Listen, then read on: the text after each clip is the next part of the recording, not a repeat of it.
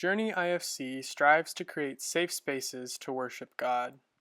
Know that you are welcome just as you are, regardless of religious background or lack thereof, skin color, political affiliation, sexuality, age, culture, or any other label you own or society throws on you. You are welcomed and celebrated here just as you are. Hi, I'm Ace. Hi, Ace. Our inspirational reading comes from the mind of Catherine Garland and her poem, Learning Life. I have learned that fences are for climbing to see if the grass really is greener on the other side. And that if I leave the house at night and stretch high on the tops of my tiptoes, I might touch the quivering stars, play with the bright young moon. I have learned that a mind is like the universe, an immensity of twinkling lights and far-flung galaxies to be explored.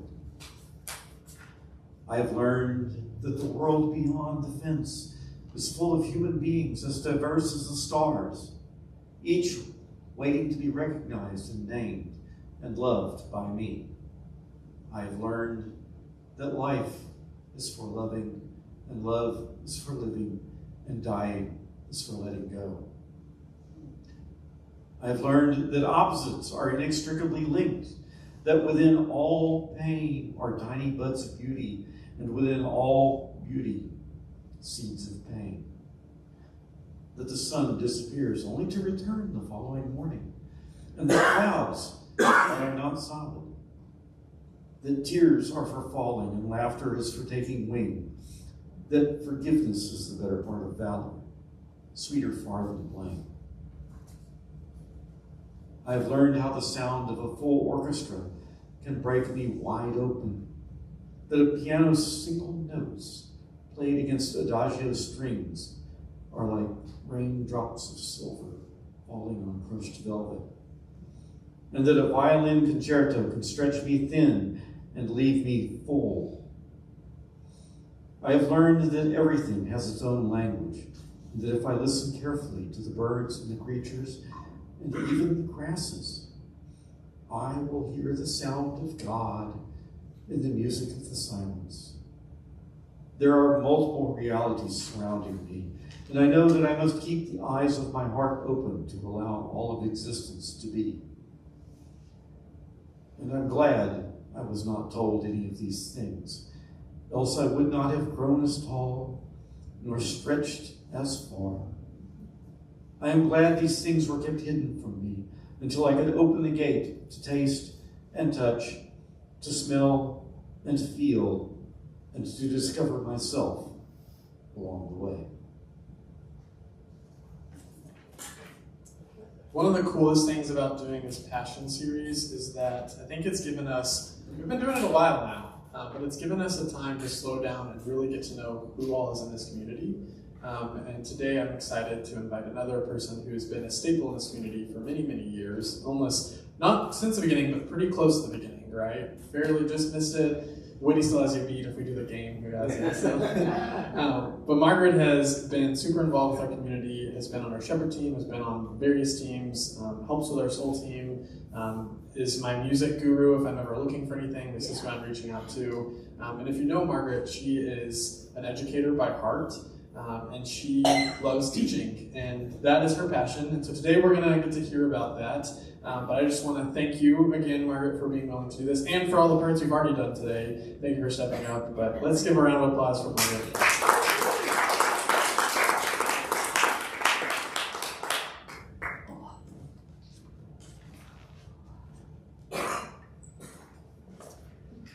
Hi there. I'm Margaret. Hi, Margaret. So, Margaret, let's start. This is an easy question I've been doing each week. What is some background information about you as a person that would be helpful for us to know as we get into your passion? Okay. Hi, Jacob. Hi there. I feel like we need ferns on either side of us. Yeah, between two ferns, right? There we go. A couple people got it. Okay. We have some fake plants that I don't love, but we can put them up. Yeah, there we go. Okay, we've got a suggestion of nice biblical plants over here for our friends on Zoom. So, Jacob asked me if I would do, an interview in this series, and I had to really think about what I wanted the passion to be, what I wanted to name specifically. So I thought about all these various things that I do, like, there's my substitute gig where I'm at school, and I also work the polls. I talked about that in here not too long ago. I'm involved in advocacy work for the LGBT community. That's when I first met Joe. There's journey stuff. Obviously, I'm involved in journey stuff. A variety of different things. If you look around this room, oh yeah, art. There's art. There's stitching. all this stitching up on the walls there. That's mine, and there's a whole bunch more in my house. And so I have all these different things that I care about and that I'm passionate about. And I was thinking about it, and I realized that the through line for me in all of these things is learning. So I told Jacob that my passion is education, but I don't mean it in limited to the sense of a formal educational setting, right? I'm thinking more in terms of just learning, teaching, learning, growing, helping other people learn new things or be exposed to a new idea, something that might have an impact on them going forward. That is what I'm really passionate about. I think it comes naturally to me for two reasons. One, my education is definitely my family's business.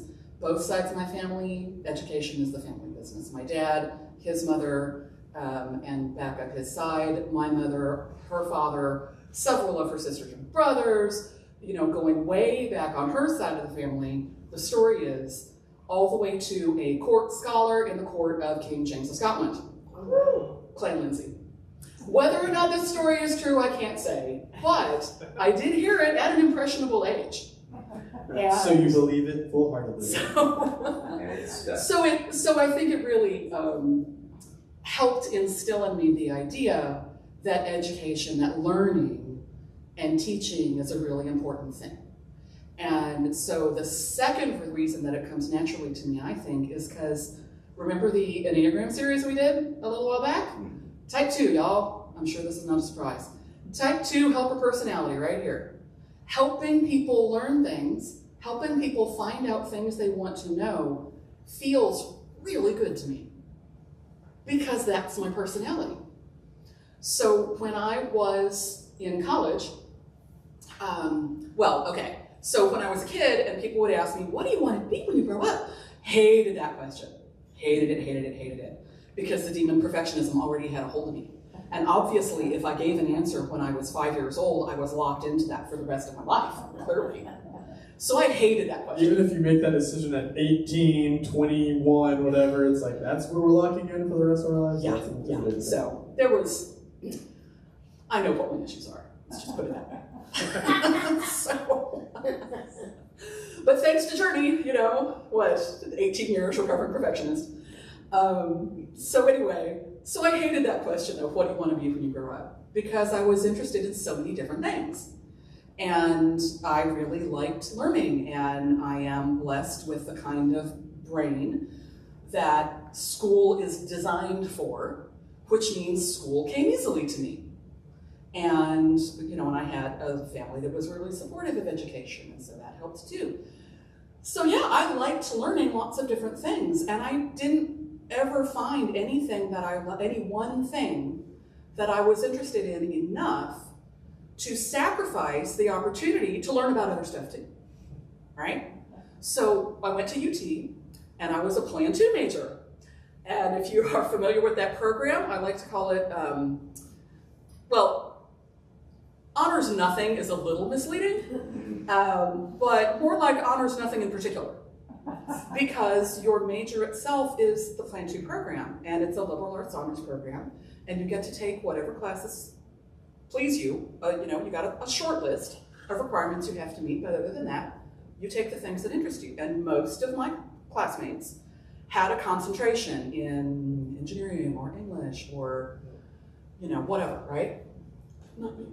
It's like, no, this is perfect. This is for me. This is the kind It's nice to be a generalist. Yes, I'm a Renaissance woman. I like all the stuff. So I was so excited that I didn't have to narrow it down so much as an undergraduate. And so, you know, that is approaching its end. Well, what am I going to do next? Well, I guess I could teach. Oh, I don't know if I want to teach. Thinking. And I finally made a decision, and I settled on library school. And I was so proud of myself because I picked a field. Woo! It was a first. Round of applause, please. Yes, thank you very much. So I do in fact have a master's degree in library and information science, and I got there into the library program at UT, and they said, "Okay, now you have to pick a concentration." Oh my God, I already did that. This is not enough. What more do you want from me, people? So yeah, so what I figured out was that my Renaissance woman attitude and my inability to devote myself to just one thing prepared me really well to be a reference librarian. So I actually have a Master's of Library and Information Science with a Certificate of Specialization in Reference Services. 10 extra hours for that, so I always include it. Because I'm interested in practically everything, and always have been. So, you know, some random person comes up to you at the desk with some random question, you know, and I can take a good guess as to what field they're talking about, right? In my line in job interviews to demonstrate my credentials, right, and my abilities as a reference librarian, I would always say, if a patron walks up to me and says, "I need some stuff on fuzzy systems," I know they're talking about math and not textiles. Right? So I was like caterpillars. That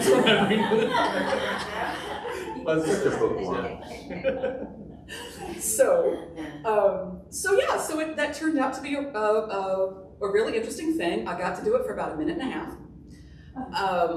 For one brief shining moment, I was a reference librarian at the downtown public library in Austin, the old one, not the new one. This was, how old is my son? 26. This is 26 years ago, because Ryan was baby at this time. And I had applied for the job, I didn't get it, they hired from within. That person quit on them not long later, so they came back to me and said, "We want to get you in as a temp. We encourage you to apply. Now that you're already in here as a temp, you know, your chances of being hired full-time will go up significantly." And it was a half-time professional position, which, let me tell you, scares the hen's teeth, okay? And by the time this is all happening, I've got a baby, new baby, still nursing and everything, and they're like, "Okay, well, we've got a closet you can hide in and do your thing." Awesome. And so for, I don't know, 3-4 months, because the wheels of city bureaucracy grind slowly. From our member of bureaucracy in the house. Not yet, okay. Our aspirant. There we go. So it goes slowly. So it was a few months. And so I applied, and I thought I had a really good shot, and someone else came in with more experience than I had, applied for my piddly little half-time position. They had to offer it to him, and he took it. So that was the end of my career as a reference librarian. So what happened? It was okay. I mean, yes, I cried, but it was okay. Really alarmed my supervisor.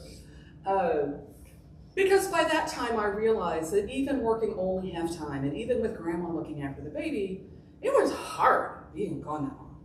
Being away from the brand new baby that long was really hard. And we knew that we wanted to have more kids. And so thought, you know, Terry and I talked to my husband, Terry, and I talked about it. He's on Zoom. You know, he had gotten a good job out for Apple right out of library school, which he also attended at the same time I did. I didn't know that. Yep, we have the same degree. That's cool. He did the information science track, and I did the reference librarian track. Wow. But yeah, so he said, you know, we looked at his income and you know, our situation, and he said, you know, I think this is important. We agree that our kids are really important.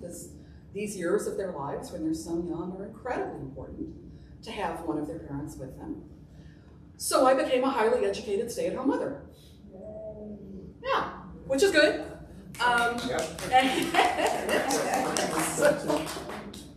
So the way I got back into more formal education was years later. Fast forward, the kids are in school. I believe that public education is the foundation of a free society. So once the kids were old enough and had started public school, I began volunteering in the schools. Where am I going to volunteer? Well, obviously in the school library. That's my happy place, right? And so I've been doing that for years. And one day the librarian at the elementary school said, you know, Margaret, if you got on the substitute list for the district, I could pay you when you keep the library open for me while I go take my kid to the dentist, right? Oh, okay, well I could do that, yeah. School librarians need substitutes too. I could do that. So I got on the sub list, which was a lot harder to do then than it is now. And the school librarian had to kind of fight for me a little bit because I don't have a teaching certificate. And so I got in on the strength of my master's. And then I come to find out that there is no distinction on the list between libraries and general classrooms. So all of these teachers in the elementary school that had known me for years, because of course, as the highly educated stay-at-home mother who believes that public education is the foundation of a free society, I am in there all the time, right? I'm at every event, I'm part of the PTA, I'm chaperoning field trips, I'm volunteering in the library, I'm helping my kids' homeroom teachers in their classrooms, so these people all know me, right? And so they would stop me in the hallway, Miss Zimmerman, I see that you're on the sub list now. Can you work for me on next Tuesday? Are you free next Wednesday? Can you? Okay, sure. So I started pretty much taking any gig that would fit into my calendar. And I got over that really fast. Turns out life is way too short to be stuck in a classroom you don't like. I subbed for 6 months and it was not my gig. Yeah. That's why I'm a pastor now. Yeah. So I realized that little kids are way too needy for my taste. And I only not up too much elementary students, but I really liked the middle school and the high school.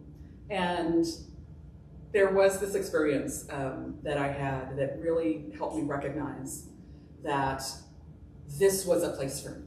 And by this time, I had started coming to Journey. God had cracked me open and freed me from the demon perfectionism. And so I was having a very different attitude at this point than I might have years previous, right? So let's see, my middle one would have been like in late elementary school by that time, so I've been coming to Journey for 4 or 5 years by that time. And by the time I was finally on the sub list, and I was in a remedial math classroom, and this little boy kept wandering around the room, and I'd say, honey, sit down, work some more on the worksheet. And he'd sit down, and he'd be still for a minute, and then he'd get up and walk around again. And I'm like, honey, do the worksheet. Oh, but I'm done. And I thought he was saying, I'm done. And finally, I'd say, really, you're done? It doesn't look like you're done. Why don't you sit down, try another 1 or 2 on here. I'll help you if you need me. And I finally realized he was not saying I'm done. He was saying I'm dumb. And I was just taken aback by that, right? And I said, well, I called him by his name, and I said, honey, come sit down with me. Come talk to me a minute.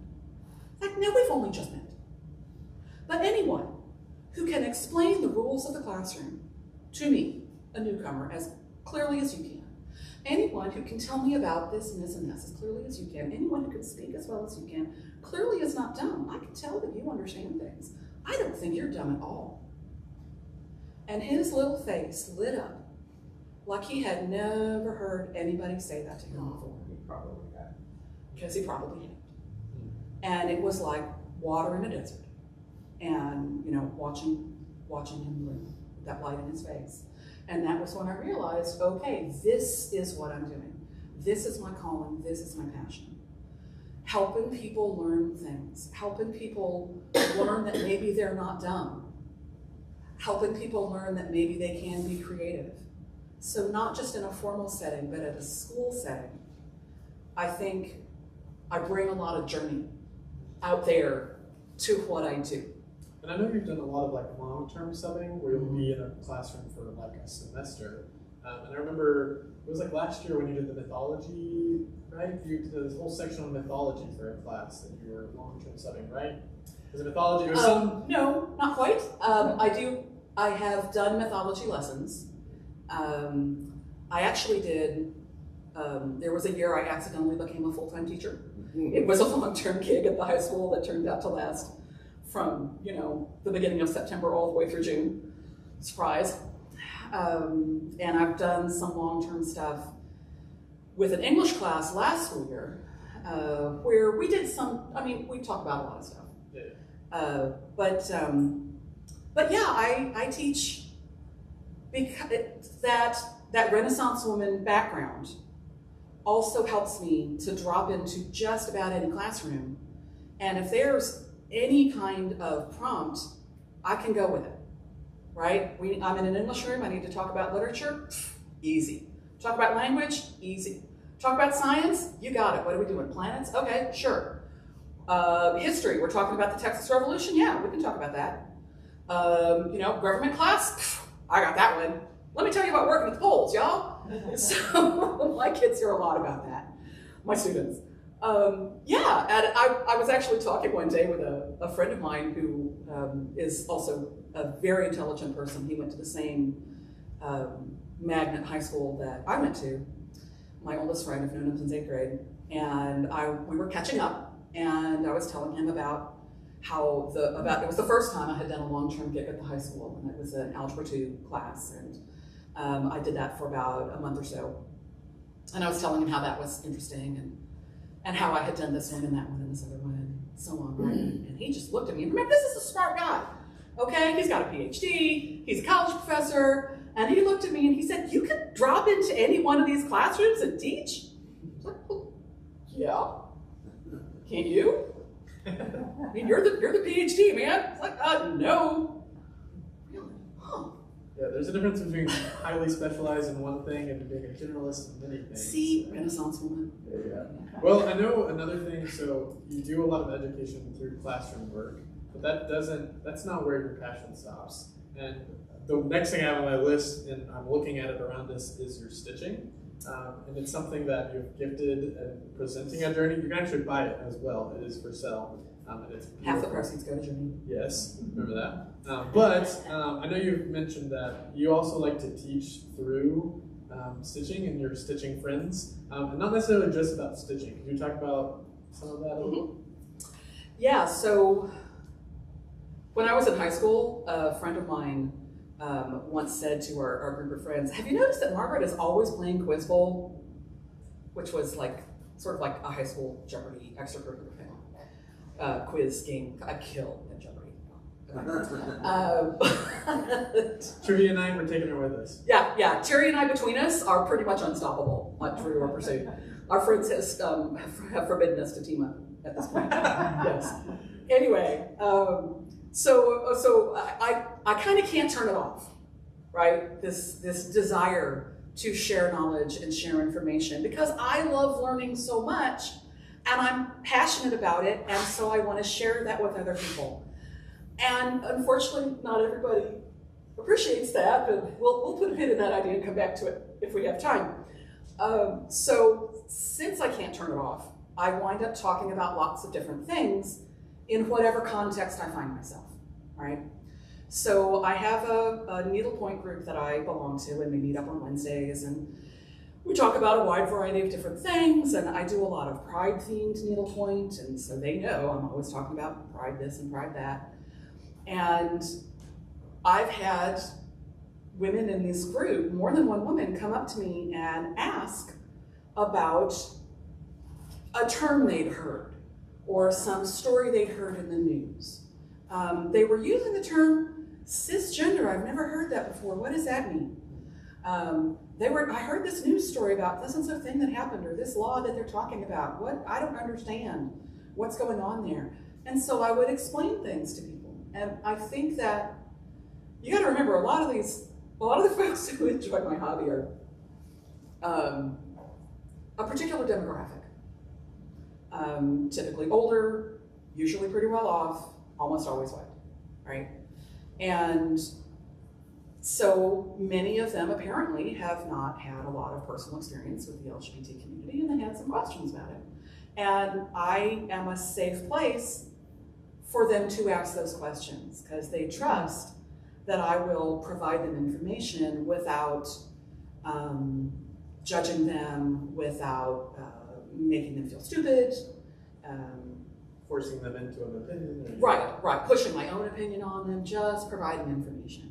Because for me, that's a lot of what being a good teacher is. It's not about giving someone an answer necessarily. It's more like helping someone, equipping people with tools to figure out their own answers, right? In fact, yesterday, and I made a mental note to tell this story today, just yesterday, after Jacob and I talked before doing our thing today here, my sons Jamie and Joshua were in the room with me, and Jamie said, hey, remind me, how do I figure out how long my scale model needs to be if it's N scale and the real world engine is 42 feet long? And N scale is 1 to 148. Like, I gotcha. And so I got out a piece of paper and I set up the equation and I'm showing him how to do it. And in the meantime, while I'm doing that, Joshua, whose passion among other things is math, okay, super good at math, like Joshua. And Joshua says, well, it's gonna be da-da-da-da-da, and he just tosses this out. And Jimmy's like, okay.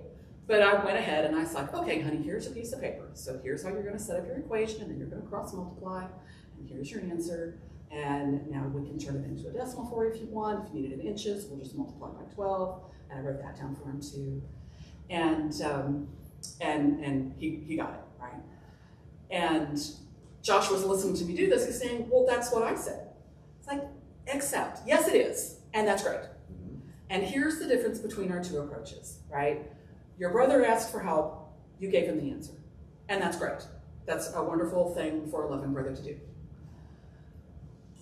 My son asked a question, and because of my experience as a teacher, my approach was to give him the tools to find more than just that one answer, but find any future answers for that same kind of problem. Yeah, teach a man to fish. Exactly, and that's what I told them. I was like, Joshua, you gave Jamie a fish dinner. I'm teaching him to fish so he can eat for the rest of his life.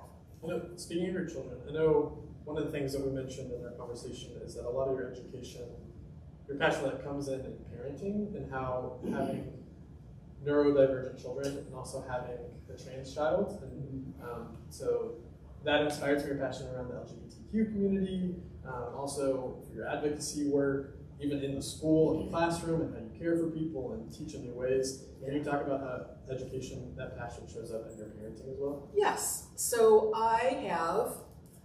I feel like I should wear one of those vests like they have with greeters in stores sometimes that say, ask me about this or that thing. I feel like I need a vest with a whole bunch of buttons, right? Ask me about your LGBTQ child. Ask me about your child with autism. Ask me about your child with a pragmatic speech disorder. Ask me about your GT child. Ask me about your special ed child. Ask me about your 504 child. Ask me about your ADHD child. Ask me about your child with depression, your child with anxiety. Oh my gosh, on and on, right? So we've all got our stuff. As I said, I know what my issues are. I know most of my kids' issues too. I know mine as well. So Journey helped a lot with that. So I had to learn a bunch of things in order to help my children grow up sane, mostly sane, how to support them, how to encourage them to be who they are and not feel shamed by society because they don't fit the picture of what we laughingly call normal. With the LGBT stuff, I have been an ally since I was a kid. You know, I grew up in New Orleans. If you've got a problem with gay people in New Orleans, you have a big problem. Oh, I'm getting a chuckle from Joe over that one. Thank you, Joe. But yeah, I mean, I was doing work in the theater in the French Quarter with, all kinds of folks. And so, yeah, I've been an ally for as long as I can remember. But I didn't become a more outspoken advocate until Ryan came out as trans. And that, because while I am 100% supportive of him, I have no experience. I had no experience with any transgender people. And I wanted to be able to help support my 16-year-old, right? So again, we're not talking about a grown-up child, we're talking about a child. And I knew that there were medical and legal things that I needed to learn about, and I had questions. And so I started going to the flag meetings, which is how I met a number of wonderful people. And then through that, I was then opportunities to advocate started coming my way, because the press requests would come in, and the leaders of the local chapter would refer them to me when someone would oppressor would say, hey, I need to, I want to talk with, do you have any parents of transgender kids who would be willing to talk to me? Why, yes, we do. Here's Margaret's information. All right. Oh, we've got a panel and we'd love to have a parent on it. Yes, I would be happy to do that. So yeah, so I started having more opportunities to really get my voice out there and be an advocate. And I'm so grateful to Flag because I had a lot of questions that I needed to ask, and I didn't want to ask my son because I never ever wanted him to misconstrue my ignorance for a lack of support, right? So I say that again. That's a good line. I did not want him to misconstrue my own ignorance, my own questions, as questioning him, as a lack of support for him. So I needed to find other people with experience of being transgender who would be willing to answer my questions. And I knew that I wouldn't offend them. I knew that they wouldn't, think I didn't love them anymore. Right? So they were, I will always be really grateful to our local chapter. They were so helpful for us during that time. And at school now, to finish answering your question, I'll take my needlepoint projects. I'll have little ones, on-the-go ones, and very, very often the little project is a pride flag of some kind, or pride colored. And so the students will see me stitching and they'll recognize the pride flag and they'll know that I'm a safe space. And they'll come and ask me about it. Or they'll even ask me if they know someone. I have my little tote bag that I take to school and it's got the trans pride flag on it. And I had some kids who did not seem to be part of the community. You can't always tell, but they didn't obviously seem like part of the community. In part, I'm saying that because of the questions they asked.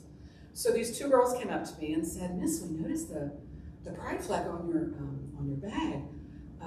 Which one is that? I said, that's the transgender pride flag. Oh, so are you transgender, Miss? And I explained, no, I'm not, but my son is, and da-da-da-da, but they had more questions. And I had put that signal out there that I was a safe place where they could ask these questions and not get judged, not get fussed at, not get shut down. And I love that you said the word shut down there, because I know the word passion, the root of it actually comes from the word suffering. And so that's why the passion of Christ is the suffering of him on the cross and all of that. And so I think when we talk about what we're passionate about, what makes us come alive, there is some bit of it that we also have to suffer through because it's those childhood wounds. And you mentioned stories about your mother, and there was a quote she said on an intelligent person is never bored. My grandmother. Grandmother. Yeah. Yeah, an intelligent person is never bored. And you also mentioned, the struggles of being one of the smartest kids in class and how that can be hard. Can you just talk about what have been the challenges of your passion? As a child, even as an adult? So we're going back to that pen, apparently. So I was clearly attempting to, avoid that, but I'm getting the deep. Get me to talk about it anyway. Okay. So when my grandmother says to, little 6-year-old me, an intelligent person is never bored, what I heard was, you must be stupid, right? Yeah. Because I was bored. And if an intelligent person is never bored, clearly I'm not an intelligent person. That's logic, right? So there were things like that, there's, I know exactly where the perfectionism came from, let's leave it at that. That's an interview for another time. So I was a weird kid, which should not come as a big surprise because frankly, I'm kind of a weird adult. I am not like other people. I think a lot of us in this room are weird kids. I'm comfortable with that. Clearly all of my people, right? And it took a long time for me to become comfortable and owning, I am not like other people and that's okay. Right? It took a long time, and it took Journey helping me to really accept that. So I was weird because I didn't have the same accent that all my classmates did, because we moved there after my accent had already been established. My family traveled, and New Orleans is really strange in that it's both a very cosmopolitan city in some ways, but it's also a very provincial city in a lot of ways. And so these kids in this Catholic school I was attending, the elementary school, they didn't travel. This was not a thing that was important in their families, most of them. The really, really far, well-traveled ones might have gone to Cancun. And, some of them had been to the beaches in Florida. And that's pretty much it, right? My family, on the other hand, traveled. Again, both my parents were teachers, so we had summers off, and we would save up, and every other year, we'd go traveling. We traveled all over Europe, all over Britain, into Asia, and my parents would basically believe that travel was a learning opportunity. So we would be taught about all different kinds of things. And there's a story there, which we can come back to if you want, if we have time. And that's a fun story. So yeah, I sounded funny, I talked funny because I read a lot, so I had a bit of a bigger vocabulary than most of the other kids. As I said, my brain is of the type that school is designed for, so school came easily to me. And so I can't tell you how often I heard the teacher say, well, everybody, I'm gonna give your tests back. Margaret blew the curve again. Or how many times one of my classmates would turn to me and after we'd been handed a paperback and say, oh, how did you do? And I'd say, oh, I got a 97, how about you? Oh, I hate you, I got a 65. So you hear that often enough as a kid, and it'll do some damage, and as I was saying earlier, I'm really passionate about learning. I love learning things. I feel like knowledge is power. I feel like it's just fun knowing stuff. I loved those segments on Mr. Rogers where he would go to the crayon factory and we got to learn how crayons were made, right? I mean, stuff like that. I love that stuff. And I always have. And so I would want to share that and I'd be excited about it. And it took years of wounding for me to build up armor and stop answering questions when people asked how I did. And I never did, while I was in school, have the nerve to actually say, well, it's not my fault you're stupid. Not my fault you didn't listen. Not my fault you didn't study. After years of journey work, I recognized that this was a mirror. Right? This was a mirror for these students. But I was 10. I did not understand. So yeah, even at Journey and as an adult, I still have, not often at Journey, but a time or two, I've gotten pushback because nobody likes the smartest kid in the class. And I think people who don't know me may see in the mirror that I am a know-it-all, but that's not what I'm doing. Right? From my perspective, I love learning and I'm passionate about it and I love sharing information with other people. And if I can help other people learn something new, it's a good day, right? That's how you show up in love. Exactly. And that's the attitude that I take into school as well. You know, if I get through to one kid in a day, and I am very much journey in the classroom, right? So I'll talk to the kids about being kind to one another and being patient with one another and being patient with ourselves and having grace for yourself, and it's okay to make mistakes. Hey, I make mistakes too. Let me model that for you. It's going to happen whether I like it or not. Remember the announcements a few minutes ago? So I really encourage the kids I use language like that with them, which surprises them. And I will play background music when they're working independently. We get to turn on background music. I was in this science class for a whole week, and after we took roll, and I would tell them what we were doing today, I'd say, okay, now before we start the slides and our lesson, let's choose our background working music. Today, your choices are acoustic blues or classic rock. Miss, why can't we have Miss Watch's List? Why can't we have? That's the teacher. Why can't we have play hip hop? Play art? No. This is a chance for you to be exposed to music you haven't heard before. It's a good thing for you to be exposed to something you haven't heard before. Maybe you'll find something new that you like. Okay. And when we'd vote, and they'd try shouting, and then I would say, no. Contrary to what you might hear elsewhere, we do not vote by shouting in this country. Because I had told them about my election work as well. And I'd say, okay, silent show of hands, this is how we vote. And oftentimes, because they didn't know what the genres were, they wouldn't vote. And it's like, okay, we have 2 votes for blues, 1 vote for classic rock, acoustic blues wins. This is what happens when you don't vote, my friends. Everything is an educational opportunity. Oh, yeah. Well, I want to say that you have shown up at Journey historically as someone who's willing to educate. And I think that's what the beauty of this community is that we show up and we're trying to learn new things and entering into conversations. And you often will push me because you're like, that's real churchy, Jacob. You sound churchy. And it's always, and it's helpful for me to hear how is this coming across to other people. How can we think about involving more people?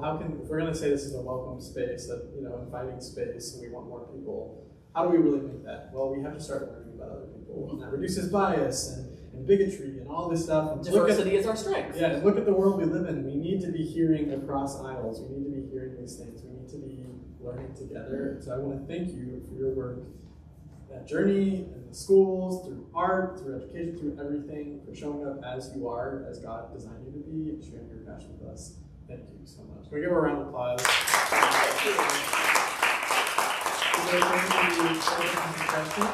Yes. Does anyone have any questions or comments they want to say? And if we would rather talk and skip the song, we can do that too. I'm okay with that. That's open. Okay. Y'all let us know. Does anyone have any comments or questions for Margaret? When you mentioned that visual about you with the vest on, like ask me this, ask me that, like your master's in reference, like you're a walking reference, so you don't have to be in a library to be doing it. This is true. You're doing it. And I never saw you as like this know-it-all person who's pushing knowledge on people. You must learn. You knowledge pusher. Knowledge pusher. I can see you as like this nurturing. You were one of the first people I met when I came here, and you gave me like this giant squeeze of a hug, and it was just like this warmth and like this like, I don't know, this like nurturing presence. So yeah, and I didn't even know, like, yeah, you were like this know-it-all walking around. So I mean that in a good way. No, I get it. You know I think teaching is my love language. Yeah, like I just, so yeah, you're doing great. Keep pushing it. And honestly, Margaret's passion should include her hugs. If you have not hugged this woman, please, I'm not going to, with consent, get a hug from her today. They're the best hugs, and so I will say that. Natalie, do you have a comment? Yeah, I do. Yeah. Hey. As a person who graduated barely in the upper quarter of my class and barely got into Baylor, and who has never enjoyed school, I love our relationship And I love the fact that you were just informative and out there with everything that you have. And being on the soul team with you is one of the great deep pleasures of my life, because you have Agreed. so much knowledge in so many areas that I have nothing about. But you always meet me soul to soul. So, We do. Thank you. Thank you, Nathalie. That's very sweet of you. Nathalie and I have many things in common. It's true. Any other comments? Wait, is he back there? Wade is coming forward to use the microphone because he is considerate of our Zoomers. Thank you, Wade. There's not mic right there. Yeah, it stopped working. You know, what's up? Imperfect. I'm gonna ask you for some advice. Oh. I am also a recovering perfectionist, and as an adult, I find that my eyes are bigger than my stomach with things that I want to learn. And when I get into new territories, I tend to be like, I'm just gonna go back to my old lane. Can you help me overcome this? Okay, so maybe. Something I tell a common trait among your smarter students, right? So something I'll tell the GT classes when I have an opportunity to teach them. They tend to be perfectionists. They tend to be really hard on themselves. And these two things combine to make them really reluctant to try new things. Because they're much more inclined to stay in the place where it's comfortable and things come easily, right? Because when things have come easily to you through your formative years, it can be really surprising and sort of shocking. And maybe you're not quite sure how to handle it when you try something and it doesn't go well at first. So my advice, for what it's worth, is you are allowed to make mistakes. You are allowed to be imperfect. You are allowed to not be good at something immediately. The voice that tells you that you have to be good at it right away, and if you don't, you're a failure, that's the demon perfectionism. It's lying. Thank you. You're welcome. He's scared. He's cute. Well, for time's sake, we need to wrap up, but let's give another round of applause for Margaret.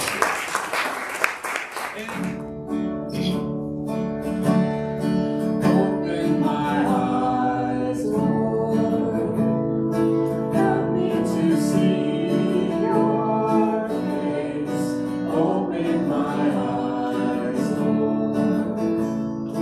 Help me to see. Open my ears, Lord. Help me to hear your voice. Open my ears, Lord. Help me to hear. Open my heart, Lord. Help me to love like you. Open my heart, Lord. Help me to love. And the first shall be last, and our eyes are open. We'll hear like never before.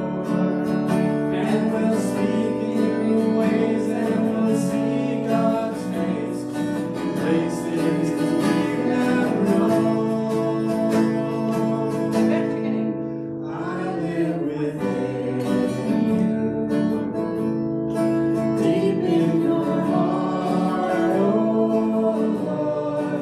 I live within you, rest now in me.